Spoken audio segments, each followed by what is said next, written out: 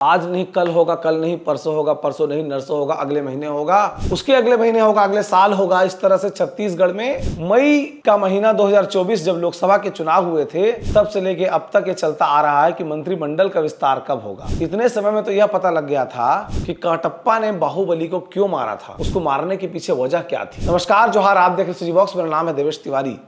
अब तक अगर आपने सीजी बॉक्स चैनल को सब्सक्राइब नहीं किया है तो कर लीजिए, क्योंकि आप सब्सक्राइब करेंगे तो सबसे पहले आपको खबरों की नोटिफिकेशन मिलती रहेगी।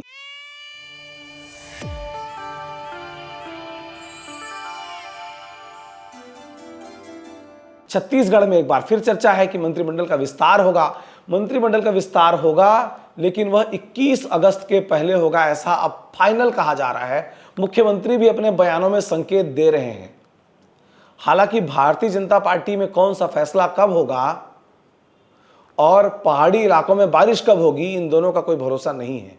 खास तौर पर तब जबकि दिल्ली में बड़े रणनीतिकार भारतीय जनता पार्टी के नेता बैठे हों, तब ठीक ठीक इस बात को कह पाना कि कौन मंत्री बनेगा यह बहुत मुश्किल हो जाता है। मंत्री बनने की रेस में बहुत सारे लोग हैं। लगातार सूचनाओं का प्रवाह रायपुर से दिल्ली की ओर चल रहा है। दिल्ली में बैठा जो भारतीय जनता पार्टी का नेतृत्व है वह छत्तीसगढ़ के नेताओं से और अपने सरकारी मशीनरी से, सूचना तंत्र से इस बात को पता लगाने की कोशिश कर रहा है कि वो कौन से चेहरे होंगे जिनको बनाए जाने पर सामाजिक समीकरण भी सधेगा, क्षेत्रीय संतुलन भी बनेगा।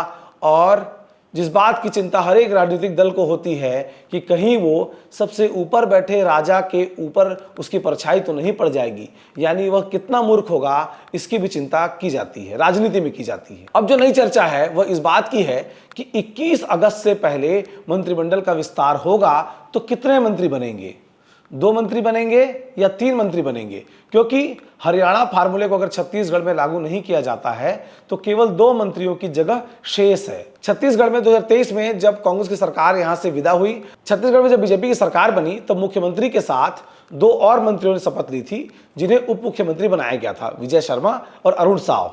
उसके बाद से एक बार ही मंत्रिमंडल का विस्तार हुआ।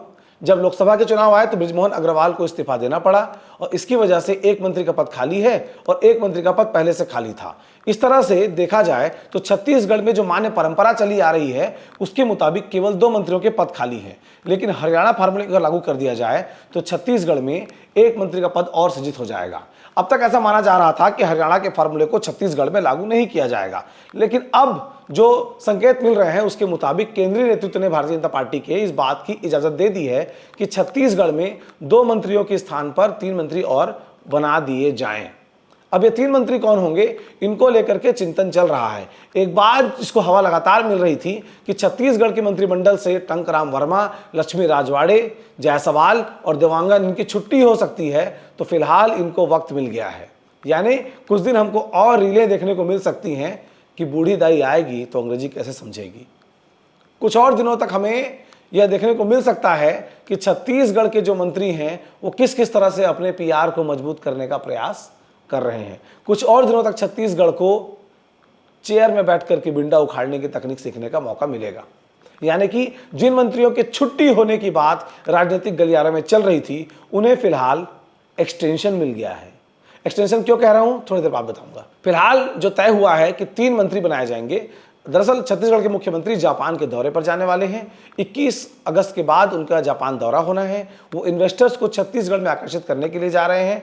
उससे पहले ही छत्तीसगढ़ में मंत्रिमंडल विस्तार करने की बात सामने आ रही है। छत्तीसगढ़ में मंत्रिमंडल विस्तार में एक नाम जिस पर किसी को कोई संशय नहीं है, आप लोकल से पता लगा लीजिए, दिल्ली के सोर्सेस से पता लगा लीजिए, गजेंद्र यादव का नाम लगभग तय है, उनके नाम पर मुहर लग चुकी है। इसके अलावा अब कोरबा के राजीव अग्रवाल का नाम भी सामने आ रहा है। कुछ लोग बसना के संपत अग्रवाल का नाम ले रहे हैं, कुछ लोग आरंग के गुरु खुशवंत साहेब का नाम ले रहे हैं। इस तरह से जो रायपुर उत्तर है उसके पुरंदर मिश्रा का नाम लिया जा रहा है। बिलासपुर के जो विधायक हैं अमर अग्रवाल, जो कि पूर्व मुख्यमंत्री रहे हैं, जिनका अपना लंबा राजनीतिक अनुभव है, उनका नाम भी बड़ी प्रमुखता के साथ सामने आ रहा है।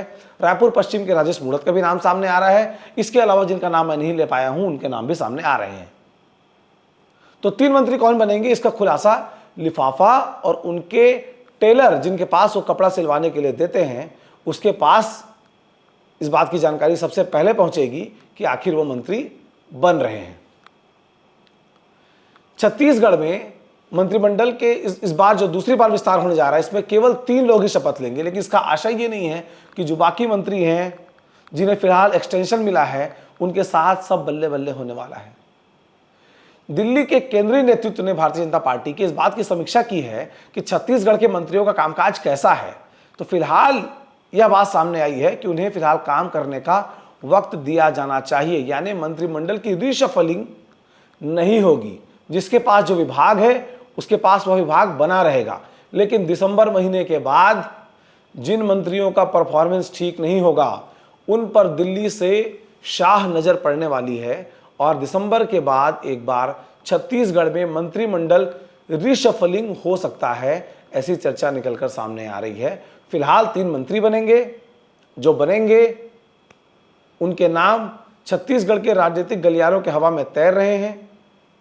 दिसंबर के बाद कौन मंत्री हटेंगे और उनकी जगह कौन आएंगे, इसका खुलासा बाद में होगा। आप देखते रहिए CG बॉक्स, हम लगातार आपको इसी तरह खबरों से अपडेट करते रहेंगे। जोहार।